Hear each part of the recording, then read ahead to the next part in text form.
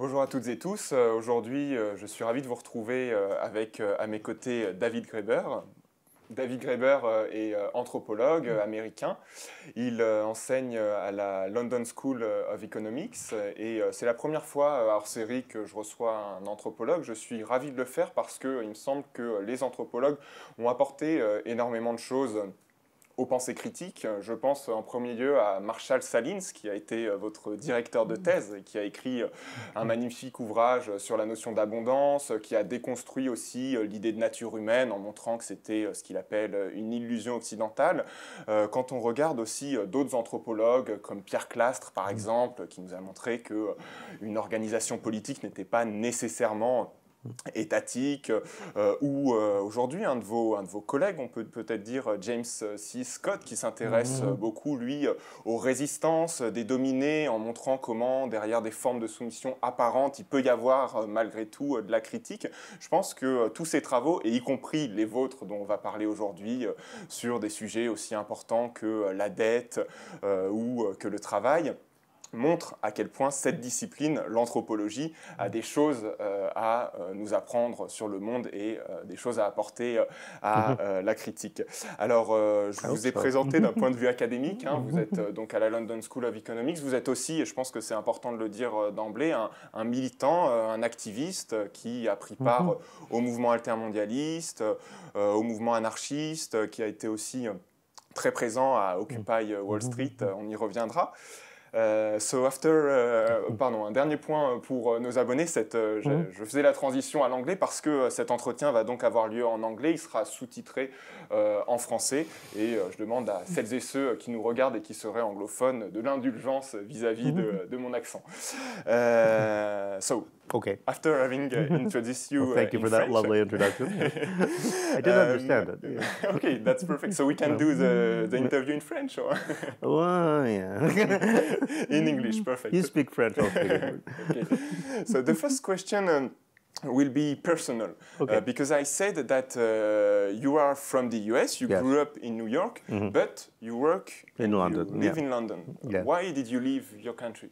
Well, I got in a bit of trouble. I think this is one of the things which the real history can only be known at some point in the future. I was at Yale. That was my first real job. And of course, jobs at Yale junior jobs at Yale are inherently temporary because they tend not to give people tenure. But I figured, okay, well, if they're not going to give me tenure anyway, I might as well have some fun with this. I don't have to disguise my real political affiliations. So I got involved in the global justice movement, alter globalization, and I just figured I'd stay out of politics in Yale itself, in New Haven. I would just be a scholar, and then I could go be an anarchist elsewhere, and what could they really do? It turns out that the senior faculty at Yale took great offense at this. In fact, well, there was an additional problem in that there was a student unionization drive. And while I was very friendly with the students, I tried to stay out of that. But there was a strike coming up of graduate students, and in a way they tested my loyalty by trying to kick out my best student, who also happened to be one of the union organizers, on some transparently made-up pretext. And so I was sort of put in a position where I had to choose sides, and of course I defended her, and we saved her. She's a professor now, so it worked out well. But at that point, they were like, aha, we knew it, So they came after me and came up with this very complex, unusual way to deny me a contract before I could even come up for tenure. And the students then protested. And I think this is where things kind of went off a little bit. I thought I wouldn't sue them because, a lot of lawyers said, oh my God, we never get material this good, because some of those guys are crazy. They were doing things like calling students' parents, warning them that they're taking classes of a dangerous radical, loony stuff. I figured, okay, I won't sue them. I wouldn't necessarily want to hire someone who'd sued his last department. But in America, it's not so much that. It's students. When students protest on your behalf, suddenly you're a pariah because everyone says, oh, he'll turn our students against us.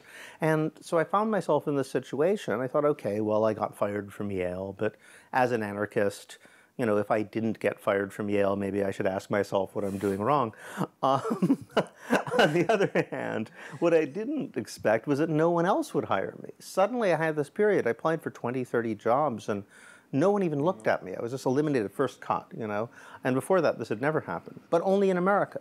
Whereas meanwhile, everywhere else in the world, I had people approaching me trying to convince me to come up, or at least apply to their university, everyone from Nanterre to China, you know. In the end, I ended up in the UK. That's very interesting because it goes to my second question. Your country, this country, America, is often presented as the biggest democracy in the world, and you refuse to this statement that America is a democracy. So what is for you a democracy? Well, I take the original meaning of democracy, which was the one embraced by the people who actually wrote the Constitution of the U.S. When I want to annoy American intellectuals, I always like to point out that nowhere in the Declaration of Independence or in the Constitution does it say anything about America being a democracy. In fact, the people who wrote those documents were quite explicit that they hated democracy, they considered it the worst form of government, and that the form of government they were developing was designed to defend against the threat of democracy, as they put it. In fact, if you read the speeches that were made at the Constitutional Convention, the very first speech was a protege of George Washington, governor of Virginia, who began by saying, you know, we have a problem here in America. There's a real danger that democracy might break out. You know, the threat of democracy is something we can't ignore. And at that time, democracy and anarchy were used almost interchangeably as meaning, you know, lack of any sort of permanent structures of coercive government, direct democracy as we'd call it now, popular self-governance. And even the idea of representative democracy which Tom Paine introduced, was not really considered democracy. What they thought of was they were creating a republic, which was quite explicitly modeled on Polybius's idea of what the Roman Constitution was like, combining the perfect balance of monarchical, oligarchic, and democratic elements. So the Senate was going to be the aristocracy, the president was going to be the monarch, and the Congress would have limited powers over finance, and that was the democratic element. And you know, they were quite explicit about it. This is a republic, not a democracy, and conservatives in America will still say that. You know, they're honest about these things. Meanwhile, what happened was in the 1830s, there's a Canadian anarchist scholar named Francis Dupuy-Derry who's written about this, that you know, in France it was quite the same. After the revolution, they were all explicitly anti-democratic. Until the 1830s, something happened. Essentially, the franchise was widened enough that a bunch of politicians started calling themselves Democrats. And it was almost a term of provocation, sort of the way you'd say queer or something like that. Yeah, I am a Democrat, what's it to you? And they started winning elections. So within a decade, everybody started like calling themselves Democrats. And what were originally created as republics, which were anti-democratic, were relabeled democracy. Okay. So you have this completely contradictory situation. The way I always point out is, well, if you look at America, you know, everybody likes the idea of democracy. If ordinary people in America, you know, they're very pro-democratic. But everybody, you know, loves democracy, hates politicians, and is a little dubious about the very idea of government. So obviously, if democracy just meant electing politicians to run a government, that would make no sense.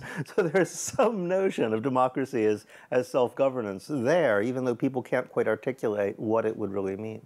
Okay, so true democracy is like direct democracy, if I understand. It's a principle of self-governance and autonomy.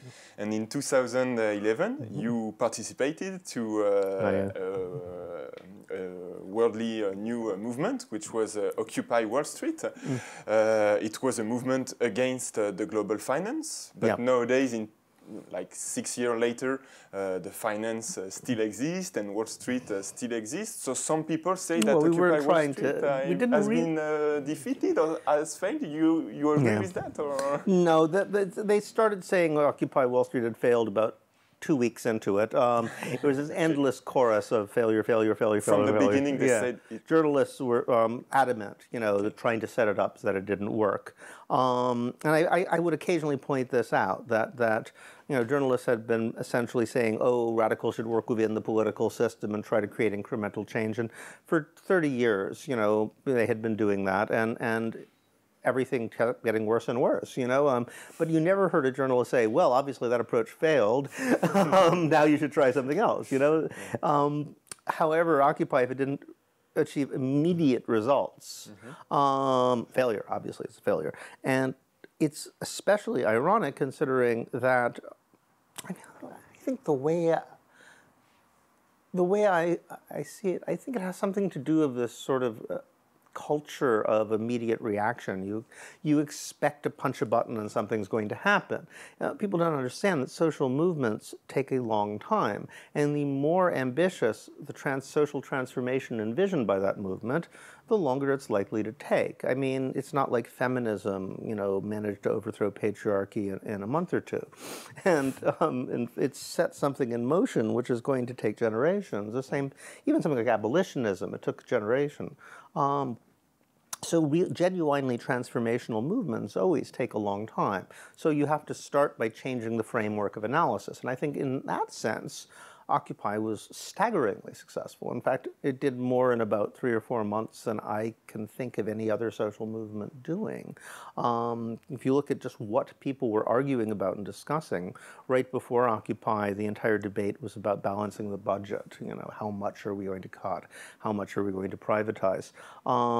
If you look at Davos, for example, someone pointed out that before Occupy, I think there was one discussion of social inequality as a general issue. After that, all discussions, what to do about inequality was number one.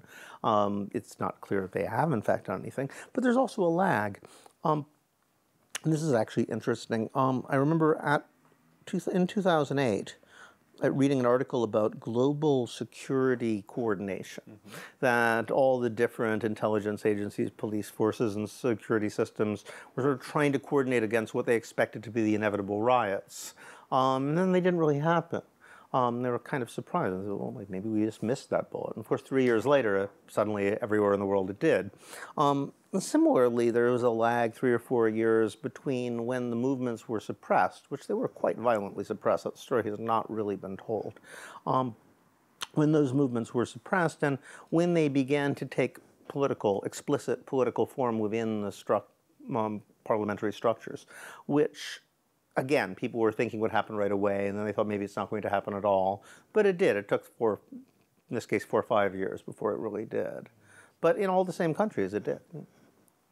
One interesting point also for me in Occupy Wall Street was about the decisions, because most of the decisions were taken, and you wrote it in a book about Occupy, were taken by consensus. By consensus, yeah. Why did you prefer rather than the majority rule? Well, I mean, it's been our experience that majority rule historically only exists when you have a means of coercion. I mean, in effect, any system of decision-making where you have no ability to compel a minority to go along with a majority decision is going to be a consensus decision.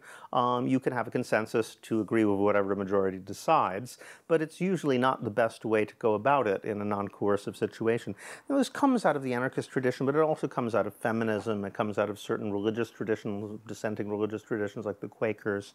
And the tradition of consensus in America, for example, largely grows out of a reaction to the sort of macho militant leadership styles of the 1960s.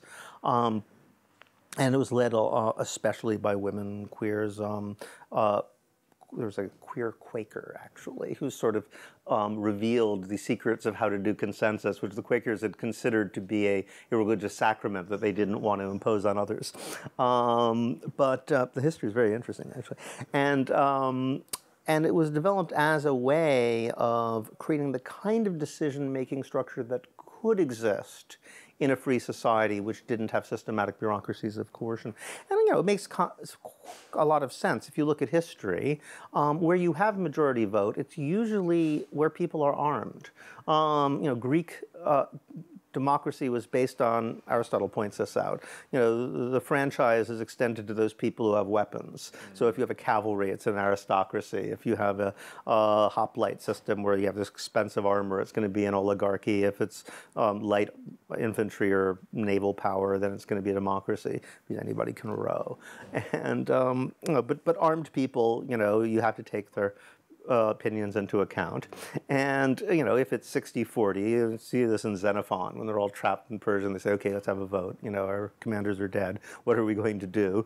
And, if you have a 60-40 vote, you'd know who'd win in a fight, so you do that. Pirate ships, everybody was armed, they use majority vote. But where you don't have coercive means of enforcement, well, the stupidest thing you could do is say, okay, let's all have a contest and see who publicly loses and is humiliated. I mean, they're not going to want to go along with this. So you come to a way to make consensus isn't about getting everyone to agree. It's getting everyone to consent, to a process where everyone's perspectives are taken into account. If they have real objections, it will be incorporated and things will be changed to the point where everyone says, well, all right. Okay. Occupy Wall Street and other movements. For instance, in France last year we had Nuit debout. In Spain they had the same year the Indignados, the 15M. It's movements against austerity policies. And austerity is always or often justified by public debt. You wrote a very, very massive and important book about debt. I won't ask you to summarize the 600 pages in 2 minutes, but my question is about public debt. What is it so difficult today to advocate for public debt to be cancelled? Yes.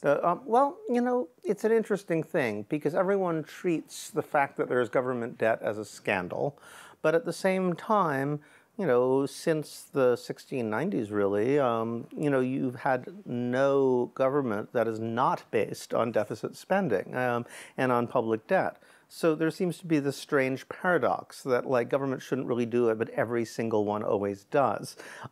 Clearly, in a case like that, there's a structural feature that people are ignoring, and that structural feature is the fact that modern money is public debt. You can go back to the Bank of England in 1694. It was a sort of paradigm for this. A consortium of bankers lent £1.2 million in silver, actually, to one of those Georges, I can't remember which one he was, to the king who was fighting a war here in France. And it's always debt really financing the means of coercion of some kind.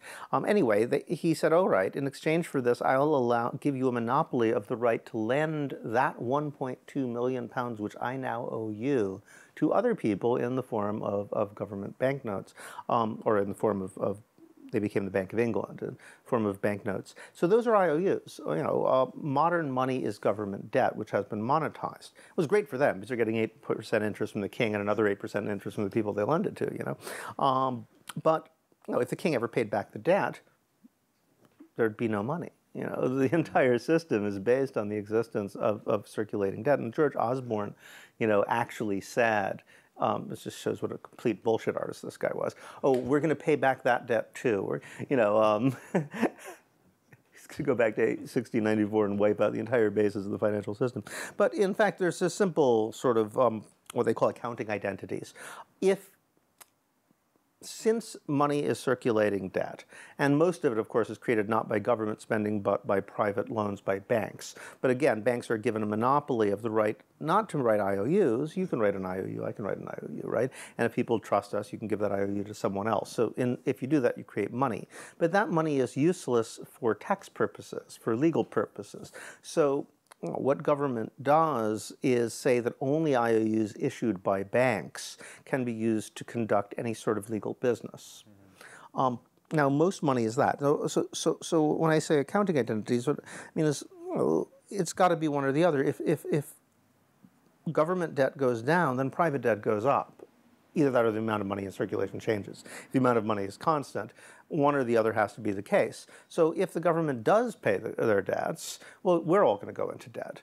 It's hardly an economically beneficial thing. And there's occasions where people have actually taken that rhetoric seriously, and Clinton did, you know. It's usually the Democrats in America who really take this stuff seriously. The Republicans know it's all a fraud. You know, and I'm going to pay back the government debt. We're going to run a surplus. And Alan Greenspan, who was, you know, running the equivalent to the Bank of England, the Federal Reserve, panicked. He said, no, this is terrible. You can't do that. And he had to make up a reason, because he couldn't admit the real reason is that, you know, the money supply would dry up unless banks managed to make an equivalent amount of loans, and there was just nobody willing to borrow that much money. So it would create a depression. But he couldn't say that, because that would be admitting the entire basis of the economic system was not as it was represented. So you know what he said? He said, no, this is terrible because it will lead to communism. If the government runs a surplus, they're going to have to do something, so they're going to buy stuff up. What are they going to buy? They're going to buy stuff people want, so they're going to start buying up healthcare, hospitals, they're going to buy up companies, and before long we'll have a socialist economy. Okay. And debt is not only an economic problem, it's also a moral problem, because we are used to think that we have a moral duty to pay our debt. Yeah, rich people don't, but poor people do. Yes. It's quite an interesting thing that way. Yes, okay. I like to talk about the communism of the rich. You know, they'll bail each other out. They just won't bail you. Yeah. I think Michael Hudson put it quite well, that the modern financialization of the economy only occurred when rich people figured out that poor people actually do feel obliged to pay their debts, unlike themselves. Okay. That's interesting. Yeah, publishers sure as hell don't. I've noticed this. People ask me sometimes, why don't you become a writer? Why do you, you know, you could make a lot more money. Why don't you, you know, why do you stay like working for academia? It's so bureaucratized. It's so depressing. I always say, well, you know, there's one thing about academic life which is different than any of the creative industries, if you're a writer, if you're an artist or a musician, which is that if you work for a university, they never, ever pretend they just forgot to pay you. There it is, every month. You know, they give you the money. It's predictable. Publisher, it's like, what? Were we supposed to give you money? Oh, right. They'll just always try to get out of their debts if they possibly can. But at any rate, yes, morality. The fascinating thing is why people feel that way. And what I was really trying to get at in that book on debt, it was very much an activist question. Why is it that when the idea of debt cancellation comes up, these sort of moral red flags come out, even with people who, you know, seem very decent and politically progressive, you know, you'll describe terrible things happening in the third world and babies dying of preventable diseases and collapse of hopes and lives, and they'll be very sympathetic. And as soon as you say, well, you know, debt cancellation would solve this problem, they're like, whoa, I mean, you got to pay your debts. I mean, they borrow the money. So why is it the morality of debt seems to trump any other morality? For so many otherwise, you know, people who would never really approve of the killing of babies under any other circumstance. And I started looking into it, and the more I looked into it, the more this sort of moral ambiguity, this moral contradiction, goes back thousands and thousands of years. It can, you know, almost everyone who's lived under a monetized economy anyway, in human history, has seemed to simultaneously believed, on the one hand, that paying back your debts is the essence of morality, and on the other hand, that people who lend money are evil. And it's hard to reconcile these two ideas, but people seem to hold them at the same time. So that's what I was really investigating in the book. That was the question. Okay. And nowadays in Europe, we have some politicians who, like, I don't know, Jeremy Corbyn, for instance, or Pablo Iglesias, or Alexis Tsipras in France, Jean-Luc Mélenchon, who dare to question the legitimacy of public debt as an anarchist, because at the beginning you said that politically you are an anarchist. How do you look at these far-left politicians? Should we vote for them, or?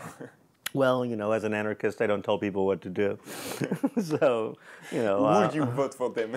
I haven't voted in a long time. I can't vote in England. I mean, I've done some definite work helping out with the Corbyn people.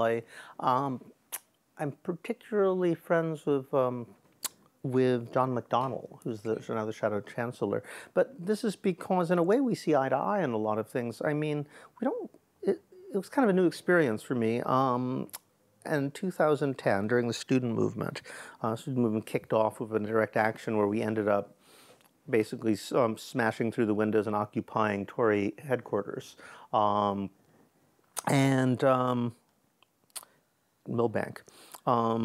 To this day, nobody's quite sure whether we really broke through the police lines or whether the police, who'd heard their own budgets were going to be cut, intentionally let us do it. But at any rate, it was a great victory, and it was. I still have little pieces of Millbank glass. I was thinking of making jewelry out of them.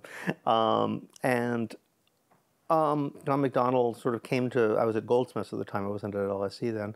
He gave a little talk and came out in ringing support of the actions at Millbank, and I was like, "You're a politician? That's amazing. We don't have politicians like that in my country." So I thought, yeah. Later, he, actually Corbyn's son, who was working for him as an aide, asked me to take part in what they called the People's Parliament, because he'd been involved in the Greater London Council, which was the radical government of London under Thatcher.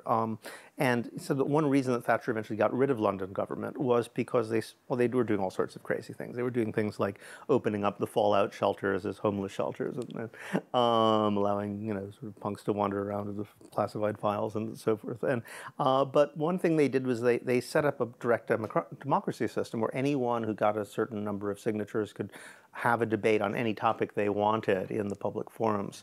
And he thought, let's do that in Parliament. I can have a meeting on anything I want. And he brought me in to sort of like help with that. I gave one of the introductory talks. I facilitated meetings on how to eliminate the police and things like that. I thought, all right, this guy's all right. And his philosophy, as he puts it, is that social change can only come about through a confluence of three factors. You need to have internal parliamentary action, you need to have radical syndicalism, radical trade unionism, but you also need to have, he always says, insurrection, or as we now politely prefer to say, direct action. And the question is how to coordinate those things in a way that they reinforce one another. And I think that's an important question. I myself, I would never work for a political candidate, for a political party. I wouldn't join one. But I am interested in working with people who would work with us in a way that doesn't undercut what we're doing and is interested in finding out, if as long as we don't undercut what they're doing. Because I think for the interim, there's got to be alliances. And working, we know what a bad alliance looks like. In America, the left wing of the Democratic Party tried to co-opt Occupy, and it was very clear they just wanted to turn us into a left-wing version of the Tea Party. We resisted, and when they discovered we weren't going to play their game, they basically sent the cops in to beat us up. We know that people like Syriza in Greece really tried to co-opt and ended up destroying grassroots social movements. So we know how this could work badly. Is it possible that it could work well? One reason I've been interested in the Kurdish experiments in Rojava is because they're actually dealing with the same question coming from another direction. When I was in Syria, what I saw was a dual power situation, but one which might be unique in world history because it's a dual power situation in which the same guys had basically set up both sides. On the one hand, they had something that looked like a government. It had, a parliament, they had ministers, so forth and so on. And at the same time, they had a series of bottom-up, directly democratic assemblies, democracy in the capital D sense I was talking about earlier, sort of broadly inspired by ideas from Murray Bookchin with their own revolutionary experience, Kurdish traditions all sort of mixed together. But, they said this is not a state because anybody with a gun is answerable to the bottom-up groups and not the top-down ones. But nonetheless, it's the same thing. It's how do you coordinate between structures? They have to have the government-like structures to deal with outsiders because no one's going to take them seriously. They say we are a confederation of directly democratic assemblies. But the question is how you can set that up, but at the same time create a sort of a sort of kind of membrane between the bottom-up groups and the top-down groups that each one doesn't, undermine the other. And so that problem has to be answered for any sort of long-term transformational strategy. So that's one reason I'm willing to work with people like that, if I think they're serious about trying to create that relation. Whether it's possible in a parliamentary system, in Syria they're inventing everything pretty much whole cloth. We don't have that luxury in a place like London. It might not work, but it's worth a try. So it's interesting because it's a combination of different types of action that can bring social transformation. Yeah. You spoke of Rojava. You went. You I went was there a couple of years ago, very briefly, but Yes. it was kind of a fact-finding tour. I went with Janet Beale, who's a Yes. Murray Bookchin's partner, and a bunch of scholars, and it took us through. We went to assemblies, we went to schools, we went to sort of gamut, a cooperative, so forth and so on. And what happens there? Is it similar to what happened in Spain? It's very similar in a lot of ways. It's similar because there's preparation. There's like generations, really, of people sort of organizing covertly around the day this could happen. And, they tried it in Turkey, too, but they were all killed or arrested. They finally had a space where they could carry out what they'd been sort of covertly developing for many years, and so in that way, it's very much like Spain. In other ways, it's different. They have the advantage that, insofar as there is something like a government, it's on their side, which is very different than in Spain. On the other hand, they also have their own internal struggles between authoritarian and anti-authoritarian elements, which are very complex and subtle, and they don't like to talk to outsiders about explicitly, but as you can imagine, there's a lot of politics going on.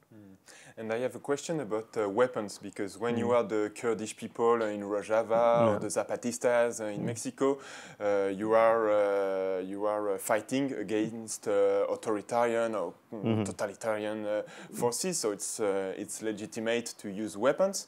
But in countries like England, France, the US, what do you think of violent direct action? I know you are okay for civil disobedience, but civil disobedience is It depends usually on what you mean by non-violent. violence. My personal philosophy is that don't do anything that will hurt innocence unless you absolutely know that it will have a positive effect. And basically, you can't absolutely know that. I mean, if somebody's attacking you, well, that's a different story. But aggressive action, property destruction, I just think it's absurd to get all worked up over property destruction. In Seattle, for example, there was a lot of broken windows, and people still go on and on about it. Not mostly people who are not part of the movement but looking on, but much more the sort of, what we like to call the violent peace police. The only people who were actually beaten up in a lot of these ultra-globalization movements were people, black bloc people breaking windows who were then violently attacked by hippies who are supposedly nonviolent. There's a lot of strange contradiction emerging in these situations, but my own feeling, if you take something like that, a window, it's just morally absurd to make an issue out of it. If there was a baby about to fall off a ledge and the only way you could save them was by breaking a window that didn't belong to you, would anyone sane ever call that a violent act? Of course not. So why is it different if it's 1,000 babies?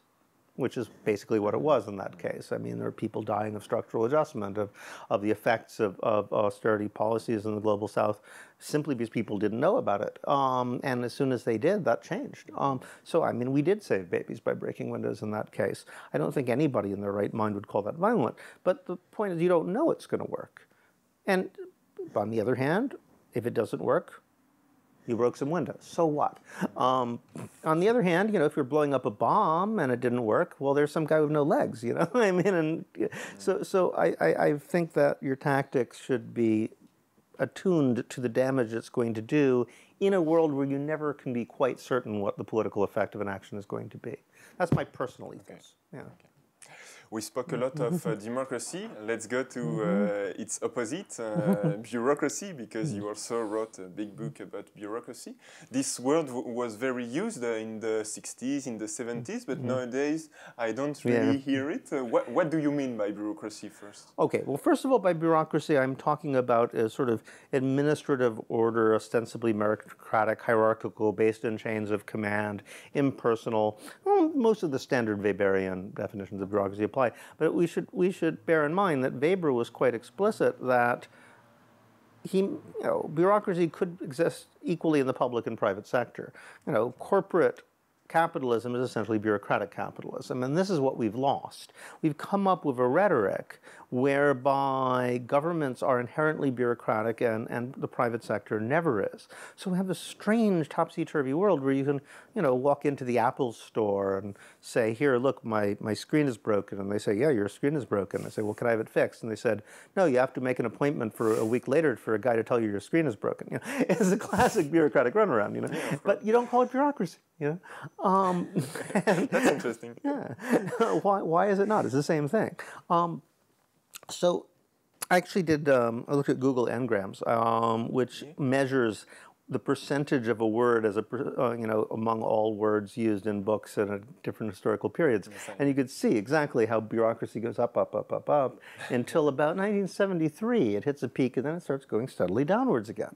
And I thought, well, is this because there's less bureaucracy? What happens if you put in a word like paperwork, and it goes through the ceiling, or additional documentation required, any sort of like bureaucratic term, they just go through the ceiling.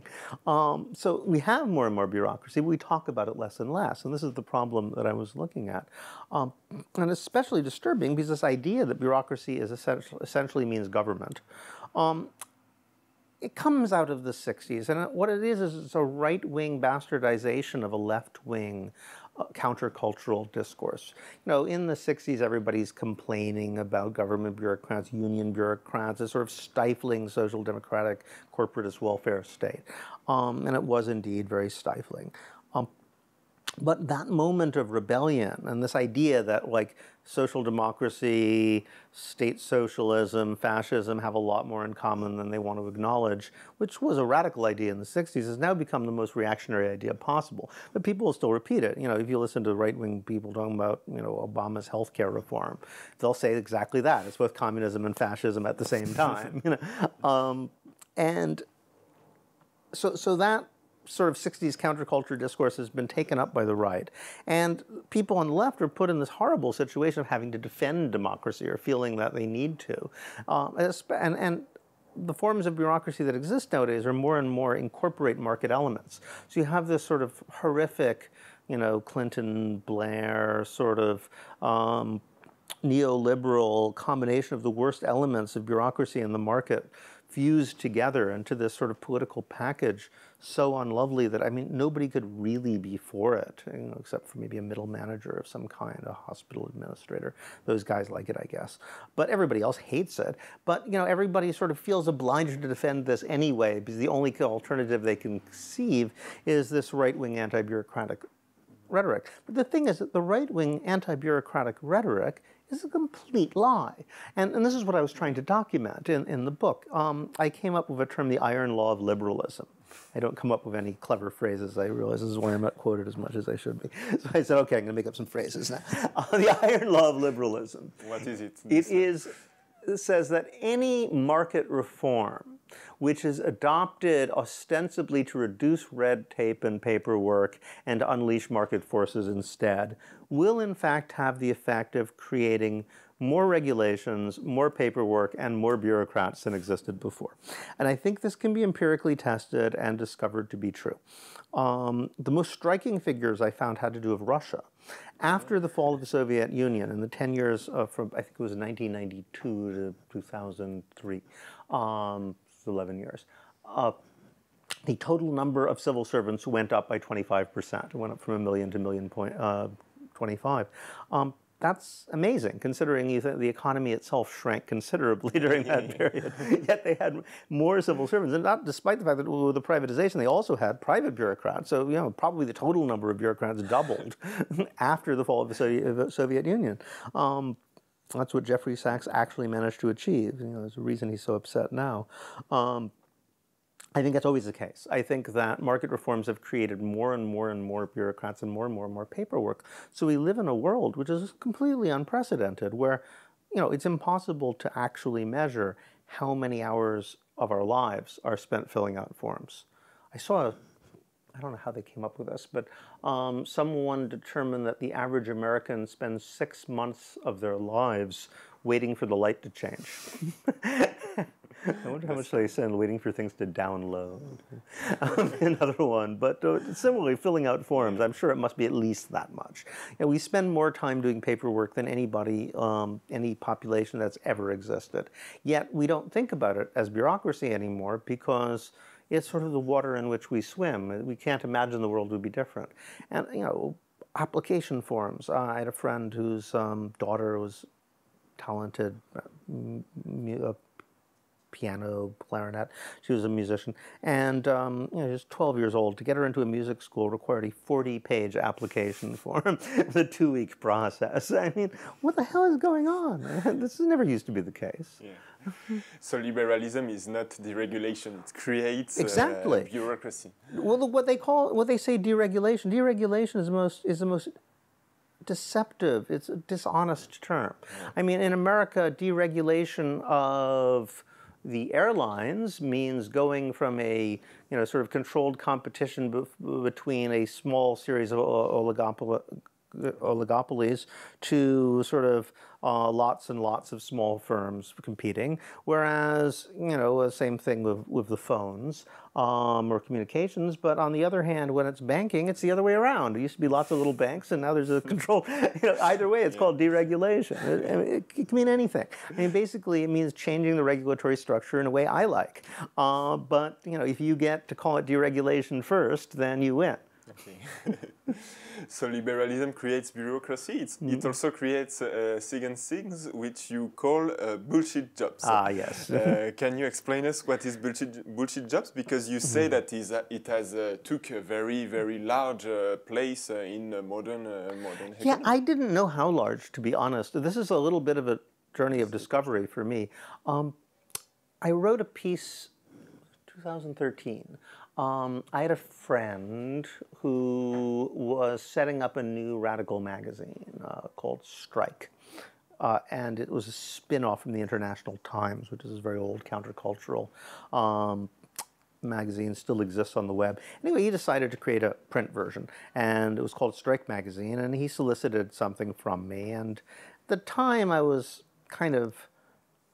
I had just written the book on debt, and everybody wanted me to talk about debt all the time, and I was rebelling. I was like, I mean, if I just gave talks on debt for the rest of my life, I would actually have money. I could probably afford a house, which I can't do now. But it would be very stifling intellectually, and I thought I want to finally sort of all those things I'd always sort of thought about writing. Why is it we don't have flying cars and all those technologies we were promised? The philosophy of bullying. I mean, I had all these ideas that I'd been sort of going on about when drunk at parties or whatnot. And I was writing them all up. And this was one of the more experimental ones. I said, okay, I'll give you something. You say you'll let me write anything I want? Okay, here's one. What about all those people you meet? The way I put it, I'm not from a bourgeois background myself. I'm from actually quite a working class background. So often I live in all these very bourgeois environments now, and I feel kind of like an anthropologist. I'm sort of trying to understand how people think and act. And one of the things I find fascinating is when you meet people and they're embarrassed to admit what they do. This happens to me a lot. And sometimes they're embarrassed to admit what they do because what they do is just kind of evil and bad. But often it's just because it's just nonsense. It isn't anything. They don't really do anything. You'll talk to people, say, I'm an anthropologist. What do you do? And they're like, oh, nothing really. You don't really do. And you'll try to change the subject. And if you pin them down, they'll say, well, to be perfectly honest, I have this job in an office where they gave me some fancy title, but I work maybe 2 hours a week answering emails, and otherwise I'm just on Facebook all day, Don't tell my boss, And so you're constantly meeting people who, say, well, they pay me a lot, but I don't actually really do anything, or a computer could do my job, or I just pretend to work, So I was like, well, how common is this?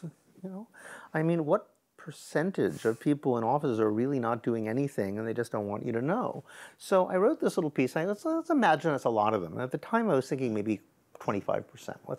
I thought, well, that would explain a lot because, back in the 1930s, Keynes was saying, he said 2025, but by 2015 we should have been almost there. He said we should have a 15-hour week by now because they're eliminating agriculture, they're eliminating a lot of industrial work.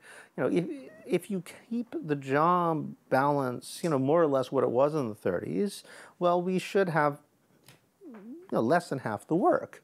And in fact, if anything, we have more hours being worked nowadays. So what happened? And the conventional narrative is, well, it's the rise of the service economy. We're all selling each other fancy sushi and washing each other's dogs or whatnot. And and actually, this is extremely deceptive. If you look at accurate breakdowns of what happened, most of what they call service jobs are not service jobs. If you look at real service jobs like cutting hair or things like that, they've remained pretty much constant at 20% throughout the 20th and into the 21st century. What's actually changed is administrative, clerical, supervisory jobs, information jobs. Basically those guys sitting around in offices which you don't know what they're doing. And so I suggested in the piece, well, maybe that's what happened. They've just basically made up jobs. I don't know how it happened. Obviously, nobody sat in some central committee and decided, like in the Soviet Union, they said, okay, we're going to have full employment. So sort of they knew that that would mean people would have to make up jobs. That didn't happen, but there's huge political pressure to create jobs. I mean, it's the one thing both the left and the right will always agree on. More jobs is good. You don't see people waving signs saying more jobs, you see people waving signs saying more jobs. You don't see people waving signs saying more jobs that actually do something. The demand is for jobs. And somehow then we have a situation where, much in the same way as state socialist economies like Russia and China used to produce sort of phony proletarian jobs to keep everyone employed, we're creating phony white-collar jobs to keep everyone employed. How did that happen? It's not clear, but it has political effects that are profound. For example, it creates a sort of resentment of people who have real jobs, which is quite observable. In America, it's very, very clear. You have people getting angry at teachers or auto workers. How dare these people expect to have $25 an hour salaries and benefit packages and vacations? And it's like, well, why shouldn't they? I mean, you don't seem to mind if some guy in an office doing nothing gets that kind of money. The idea seems to be like, they get to do real work. They get to teach kids and make cars. So they want benefits too. So the political effects were disturbing. Anyway, so I wrote about this, and it was kind of a speculation. I didn't really know how many people there were like this. Although, as I said, there seemed to be a lot. Maybe I thought I was thinking as much as 20%, right? The piece went crazy. It's funny because I wrote it, and right before me and my girlfriend had planned to go off to a forest in Quebec, we had a little cabin, there was no internet, so I could check my phone if I went out in the right place in the lake, but otherwise, I was cut off from the world. And we went there with a big basket full of books. We're going to get away from the world and just read and have fun. Okay, so we went off, and suddenly I'm looking at my phone. It's like, what the hell is going on? The piece went mad.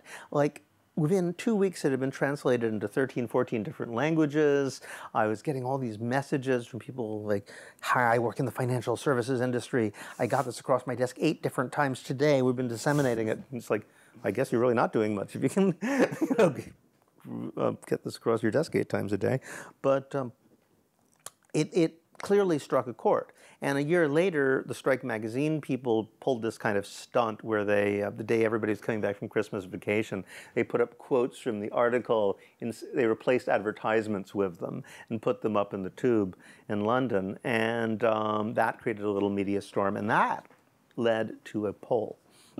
YouGov actually did a survey, and they asked people, do you think your job makes any difference, any meaningful contribution? If it were to vanish, would anybody notice? 40%, actually, almost 40% said, no, my job makes no difference at all. It was 37, actually, 40% in Holland, where they did another survey. But that was people who were sure. Only 50% were absolutely sure their job actually did something. 13% didn't know. Okay, and so you said that if we suppress all these bullshit jobs, and perhaps if we also suppress bureaucracy, we could achieve something like 15-hour yeah, work that was week? what Keynes said we should have by 2025. I think so. Yeah. I mean, because remember, there's 40% of people say that their jobs are doing nothing. That's, so that wouldn't reduce it to quite that extent. But then you have to talk about second-order bullshit jobs, right? Because here you have an office where people are doing, some completely stupid marketing thing, or they're reformatting documents from some French to German form for a tax dodge for a corporation. You know, this is some bullshit thing. Okay, so you have a bullshit corporation. But somebody's got to be the janitor, you know? Somebody's got to actually like do pest control for that building. Somebody's got to do security. So those are real jobs. They're doing real work, but they don't know they're doing it in support of bullshit. So, you know, if you get rid of that, well, you know, yeah, I think we could easily eliminate half the work. In your books, you wrote a lot about economy, about debt. We talked about it before. And you have also some interesting reflection about money. Do you think it could be possible to have a society without money? And is it desirable? Or? That's a hard question because it depends on what you think money is. You know, if money is at the very most minimal, money is a system of proportional value. So it's basically a way of saying like 7 of those is equal to 1 of these. It's hard to imagine a complex society where people would not be making calculations like that at some point. But it's a long way from saying people would make calculations of proportional value to saying it is necessary to base one's life and even the basic means of subsistence on possession of a transferable IOU, which you can only get through in exchange for labor, you know, or commodities. I think that we're conflating a whole bunch of different elements. In a way, I fall back here on the tradition of Marcel Mauss, who was a revolutionary socialist and an anthropologist, and he wrote a famous essay in The Gift, which most people will probably have heard of, but most people aren't aware that he wrote that in response to Lenin's new economic policy. He was a cooperativist and trying to figure out ways of coordinating supply and demand, consumer co-ops and supplier co-ops so as to eliminate sort of money transactions. And you know, he was very excited about the Russian Revolution and then very upset. And when Lenin was forced to reintroduce the market and essentially capitalism, you know, his first reaction was, okay, Russia's the least monetized economy in Europe. If even they can't simply legislate the market economy away, we need to think a lot more seriously about what it is we're really objecting to here. You know, there's a whole series of different elements which we're combining and then imagining we can either have to keep or get rid of. And it's like, so I think in that sense, people think of him as sort of Proudhonian, which I don't think is really right. But he's kind of coming out of that idea of like some elements can be savage, some not. We have to figure out where the problem actually lies. And when it comes to money, you know, we're conflating 8 different things, some of which are pernicious and some perhaps innocuous. One thing I've pointed out, for example, in the book on debt is that historically, markets almost invariably emerge from government military operations. Cash, I mean, credit systems have existed much longer. So you have credit, you know, in Sumer, in Egypt, people didn't buy things with cash. There was no cash. People didn't measure out tiny bits of silver or anything like that. They did things on credit, and they sort of every 6 months to a year, they sort of settled accounts, especially around harvest time. And a lot of villages in Europe would do the same thing in the Middle Ages. Every 98% of all transactions were credit. Basically, money was used by priests and soldiers, you know, violent people and religious people. Otherwise, nobody touched the stuff. So actual cash markets, they come out of government military operations because, you know, you don't want to extend credit to a soldier. They're heavily armed. They're just passing through. On the other hand, they're quite likely to have little bits of gold and silver on them that they've looted somewhere. So it kind of makes sense that you would like sort of government sort of systematically stamp it out into regular proportions and pay them in the stuff. But the key thing is taxes. You know, if you think about it, why would a ancient government demand money in taxes? You know, they could just grab the gold and silver mines. If Adam Smith was right and gold and silver simply became money because of sort of natural, inevitable reasons, because people were engaging in trade anyway, well, the government could just grab the mines, they'll have all the money they want. What's the point of taking, and often they would grab the mines, right? So what's the point of taking all this gold and silver, stamping your picture on it, giving them away, and saying, okay, everybody give me one back again? It seems kind of pointless. Unless you realize that the big problem in the ancient world was feeding soldiers. if you have 10,000 people in one place, it's bad enough. If you have 50, 100,000, they're just going to eat everything that within a day's walk of in any direction very quickly. And either you got to employ another 100,000 people getting them food, or you can come up with the ingenious expedient of giving them a little piece of gold with your picture on it, and then saying, okay, everybody else in the country has to give me one of those pieces of gold back again. So basically, you've just employed your entire population feeding soldiers. And that's what people would do. And even in Rome, you see money where there were legions. People were using credit everywhere else. In the medieval world, the same thing. Wherever there's crusade going on or there's large numbers of armed people, you get cash nowhere else. So money has to do, comes out, this whole idea of the separation of markets and the state and feudalism is absurd. They completely came together. However, there were periods where they drifted apart. So medieval Islam is a great example. They created this sort of world where you could have a sort of free trade zone. And a lot of like the ideas about Adam Smith used about the pin factory really come from medieval Islamic scholars, often Persian ones. I think it was Ghazali who he had a needle factory, but it was the same thing. A lot of Adam Smith's lines are borrowed directly from these sort of free market theorists from medieval Islam. But their version of free market systems was very different. Yes, it involved money and somewhat credit, somewhat cash.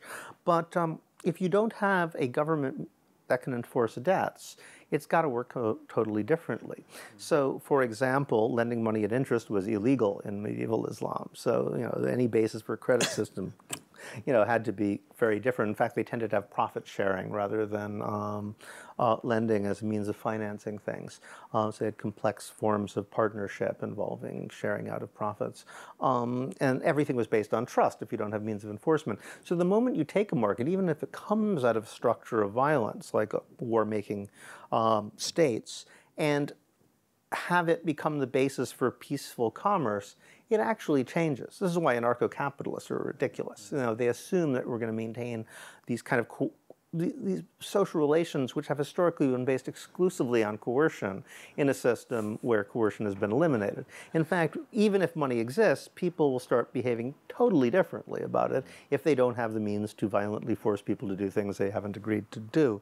So I think that in a lot of ways, a lot of radical theorists, a lot of Marxists have it kind of backwards. They have this idea that there's something, there's this kind of germ in the very commodity relation itself. The moment you have money and commoditized things, that's a sort of microcosm, and the entire world of capitalism will inevitably emerge the moment you do that, which is a very pessimistic view. So either you have to totally eliminate anything that looks vaguely like money, or you're going to end up with financialized consumer capitalism. This is not the case. Even if you do have a sort of market-y, capitalistic-looking system, the moment you eliminate the element of coercion, it's going to start turning into something else. Okay. I also have a question. It's a more general question. It's about imagination, the role of imagination for you as an anthropologist, as a scholar, but also as a political thinker, because you often emphasize the role of imagination. And I guess that looking to the past or paying attention to societies we usually don't pay attention is a way to imaginate other ways of being together. Yeah, I think it has something to do with what made me an anthropologist, I mean, I always say my parents, they were kind of working class intellectuals, you might say. My father fought in Spain. My mother was part of labor theater. She was a garment worker, but also a performer in labor plays. And my house was full of books. I grew up surrounded by literature of various kinds, even though they were factory workers. But I looked at, and they were radicals, but I remember looking on the shelves and realizing there was almost no literature of critique. There was volume 1 of Capital was there. There's a couple things you have to have. But basically, if you work 9 to 5, you don't need a book to tell you that capitalism sucks. I mean, you already know that. What they had a lot of was, they had anthropology, they had a lot of history, and they had a lot of science fiction. And they're thinking, yeah, that makes sense. It's like, past, present, and future alternatives. We know this system. We know why it's bad. We want to be able to think about what something else might look like, when we're not actually working. And I think that is really important. That's what anthropology contributes. That it gives us an idea of what another society might be like, of what other possibilities might be like, and people regularly come up with things you just never would have imagined or guessed. But I think that in a broader sense, don't usually use this kind of language, but one point I thought, well, you could think that the real difference between the left and the right, historically, has been that one is based on a political ontology of violence, and the other is based on a political ontology of the imagination. And what I meant by that specifically was, by ontology, was like when someone says, well, let's be realistic, what's really going on? What's the hidden reality they don't want you to talk about? Well, for someone who's on the right wing of the political spectrum, that usually has to do with relations of force. Ultimately, it's all held together by the threat of coercion and violence. We don't like to talk about, when they talk about realpolitik, right? That's what they mean, violence. Which is interesting too. Like realists in international relations, there's institutionalists and realists, right? Realists are the ones who say that, like, France or England will pursue their particular interest in whatever way that is to their advantage. How is that a realistic position? France and England don't exist. They're imaginary constructs. When you had a king, the king had interests, right? The country doesn't have an interest. It's a bunch of people that exist only in the imagination as an entity. So the only thing that France or England has that makes them real is that they can kill you. They have the means of violence that they can direct.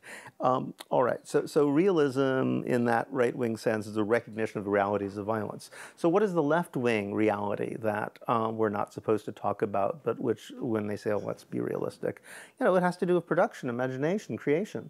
The fact is somebody had to make all this stuff. Somebody had to think of it all.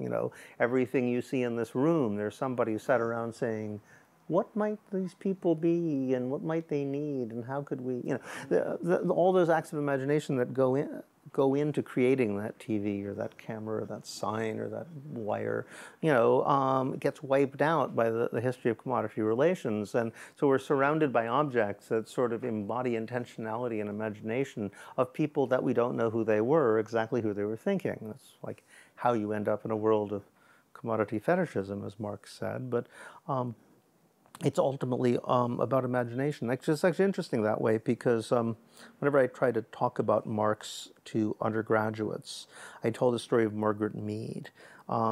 She wanted to go to New Guinea originally to study children's animism.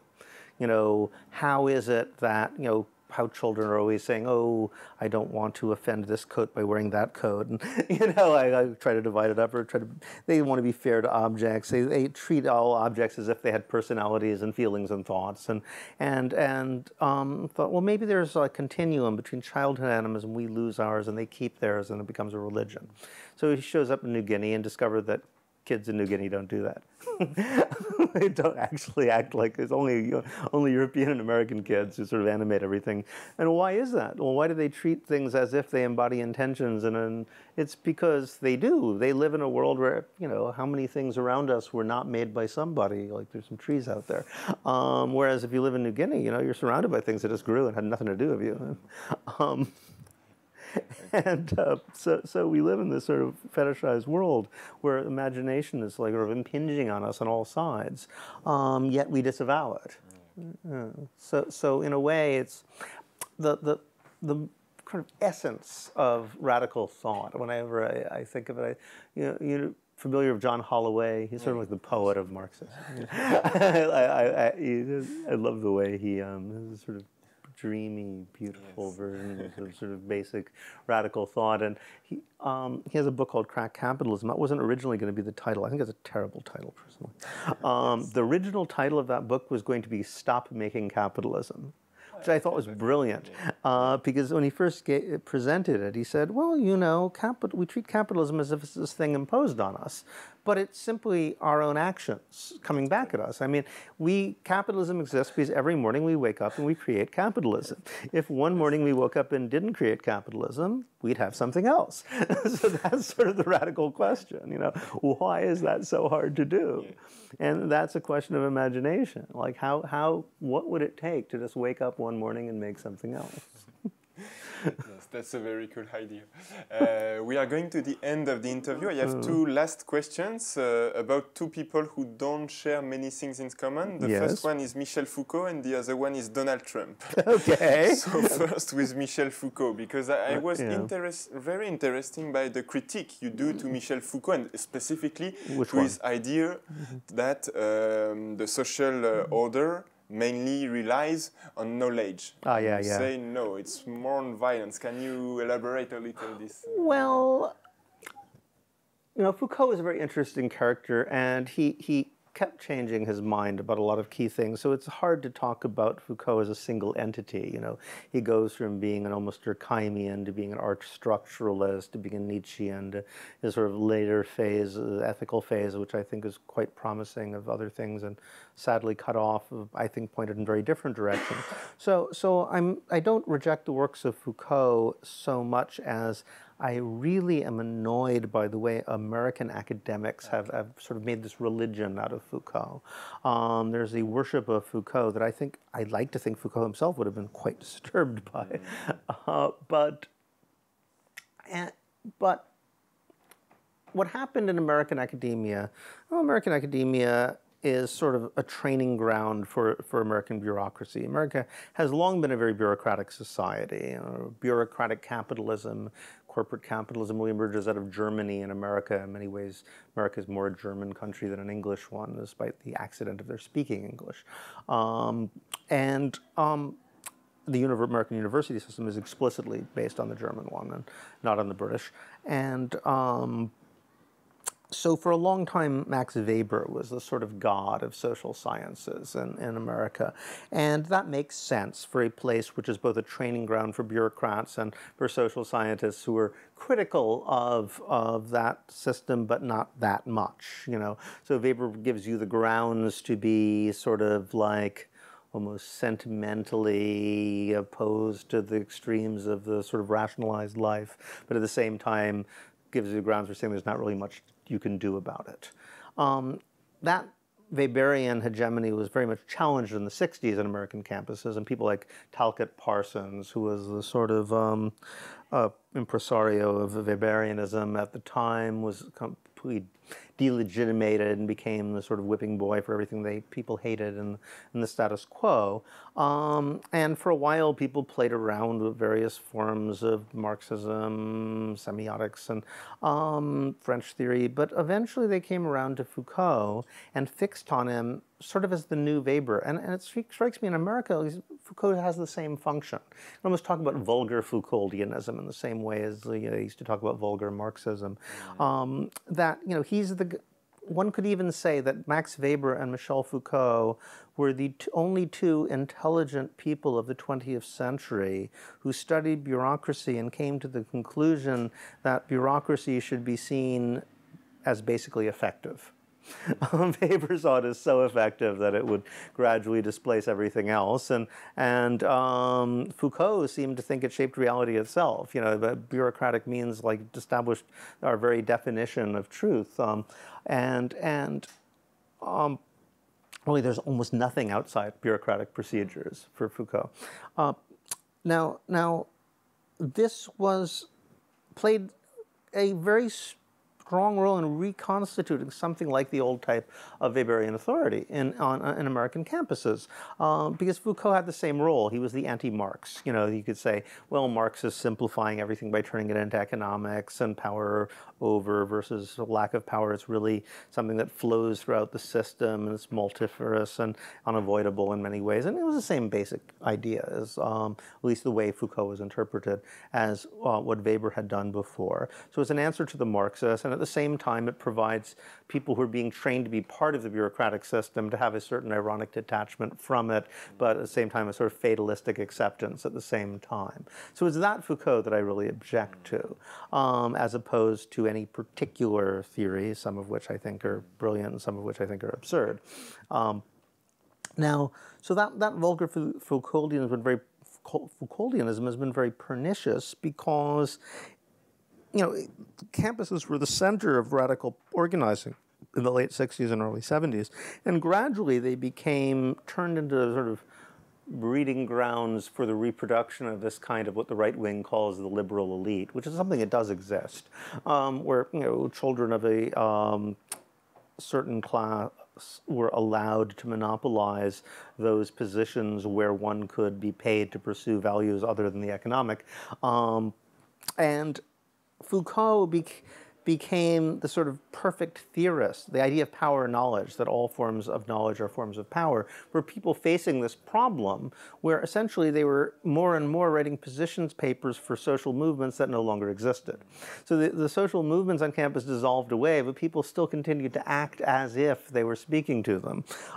And Foucault provided an excuse for that, since all knowledge is power anyway. And the idea that knowledge is power is very reassuring for people who have more and more knowledge and less power.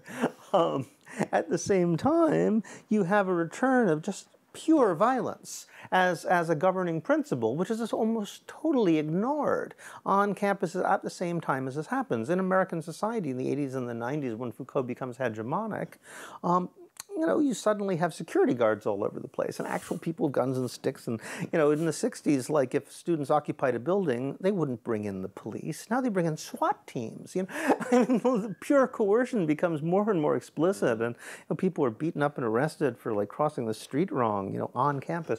And somehow we're not supposed to think about violence itself as the governing principle of power.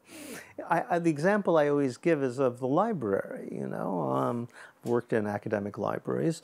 You know, imagine you want to go into the library to take out a book by Foucault about why violence is no longer important, but you don't have a validated validation stamp on your ID card. And you say to the nice person at the desks, I know I don't have a validation on my ID card, but it's very important that I see this article by Foucault about the unimportance of coercion. It's just really critical for something, idea I'm developing, so I'm going to walk in anyway. What is likely to happen?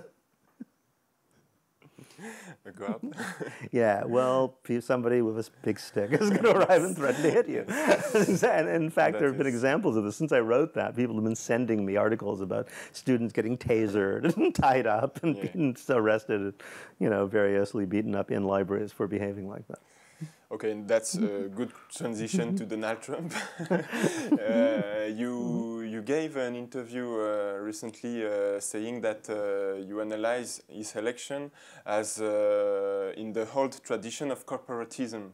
Oh, Trump, yes, indeed. I think that the analysis of what Trump is about has been incredibly superficial.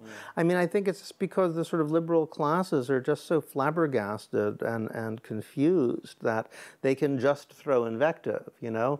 I mean, it's like with Bush, oh, he's stupid, he's a moron, you know? There was no analysis that, like, maybe if this guy's president, he's got something going on that, like, we might want to think about it.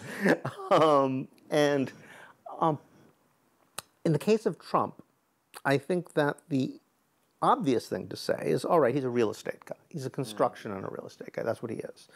That's what he knows how to do well.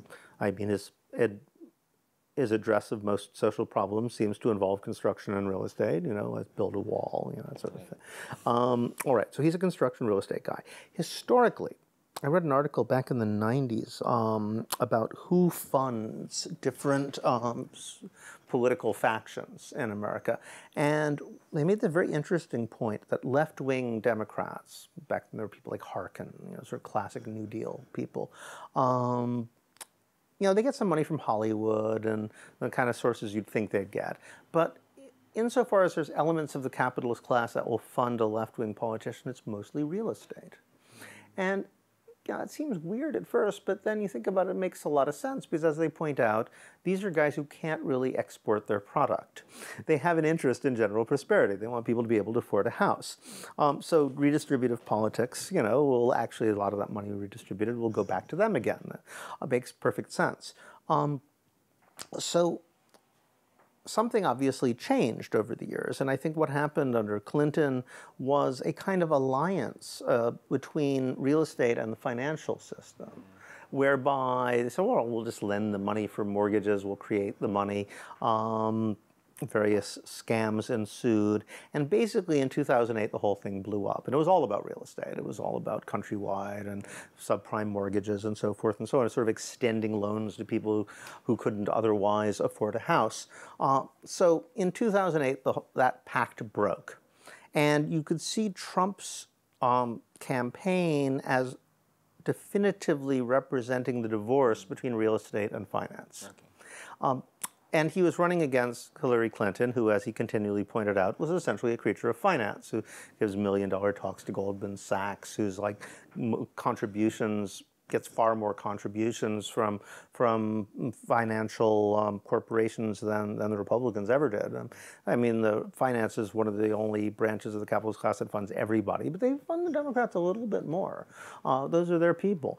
And so I thought, all right, maybe we could do a kind of 18th Brumaire analysis here, right? Who represents what? Hillary obviously represents the interest of finance, but she also represents the interest of empire, because in America, finance and empire are kind of the same thing. You have a global financial system which is guaranteed by U.S. military power and is essentially the tribute-taking mechanism. They say that the sort of balance of payments, the balance of trade in America is primarily based on seigniorage, one of those words where you're not supposed to really know what it means, but what it ultimately means is the economic advantage you get from being the guy who says what money is. So if America gets to decide what money is, like they get more money out of the deal, obviously. So this is what basically keeps more stuff flowing into America than flows out again. So essentially you can see it as tribute in classic imperial terms, just dressed up slightly differently. So the financial system, the imperial system, the military system are all tied together. So unsurprisingly, you have Hillary Clinton, who is both the finance candidate and the war candidate. She's like wants to start a war with Russia. She's into aggressive military expansion. She was the person who was all about killing Gaddafi and going to Libya. She's a financial hawk. Then you have Trump. Trump, as you point out, is a corporatist in the classic 20th century tradition. And this goes back to people like John Kenneth Galbraith pointed this out, I think, when he talked about the technostructure of corporations. When you have large bureaucratic corporations, the center of gravity of those bureaucratic corporations tends to center on what they're making. If you're a car manufacturer, you're a pen manufacturer, you're a perfume manufacturer, the only thing you all have in common is you're all interested in cars, pens, or perfume. So the structure of the corporation, the researchers, the workers, the executives, their commonality is around their products, and they tend to be interested in making more and better pens or perfume. And they see finance and the imperatives of finance, which are often quite different, as interfering with the real purpose of the corporation. So there's a tendency to see finance as this kind of feudal leftover. Those are the rentier classes. Keynes very much embodies this. He talks about the euthanasia of the rentier class. We need to just get rid of all these old-fashioned feudal people. This comes out of people like Ricardo, talks about like the landlords having an interest which is contrary to that of all other sections of society. So that idea that like we have people who are actually making stuff, the good moral capitalists and the bad, rentier capitalists, is an old corporatist idea, and it says that workers and corporate bureaucrats and all these guys really have a common interest against those financial guys. And you can take that in the nice Keynesian social democracy direction, which is somewhat nationalistic and often imperialistic, but America, we talk about like sort of Archie Bunker working class who identify with their bosses, or racists and scary nationalists, but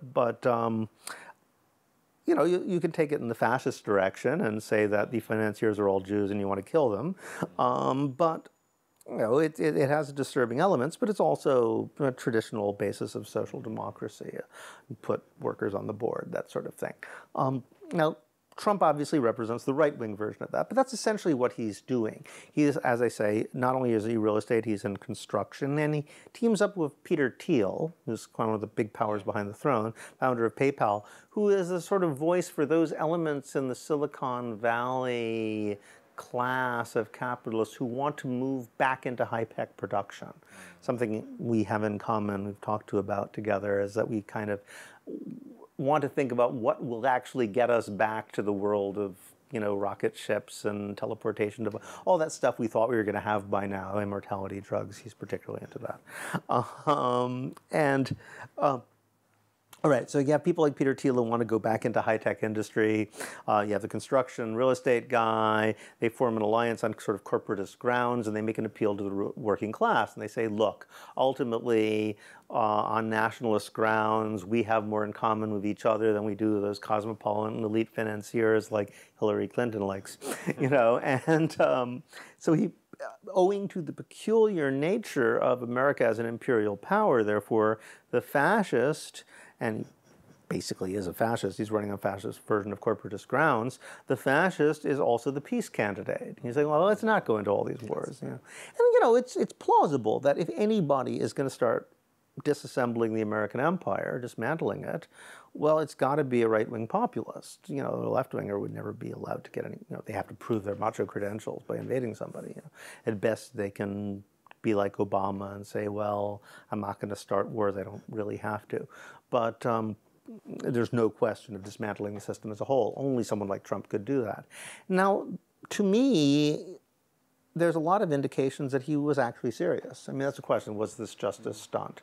Partly because of the nature of the alliance that he got together, but partly also because of the nature of the people that he chose as his primary appointees in early years. I mean, a lot of them seemed like they were nuts or crazy or weirdos, but they were people who, if you were going to shake things up, you would have to appoint someone like that. Someone who didn't have any constituency within the institutions, so he wouldn't become the voice of the State Department or whatever, you know, whatever institution it was to the president, but would rather represent the president to that institution. So it seemed like that's what he was going to do. The response, of course, was virulent. Almost immediately the system tried to like kick him out again, almost as if he was this alien virus imposed on them. And they seem to be using the somewhat absurd idea of that Russia somehow fixed our election, which is like, you know, the idea of the CIA complaining that a foreign power is trying to like subvert democracy by manipulating a democratic election. It's probably one of the great ironies of world history. I mean, could they honestly say this with a straight face, the CIA?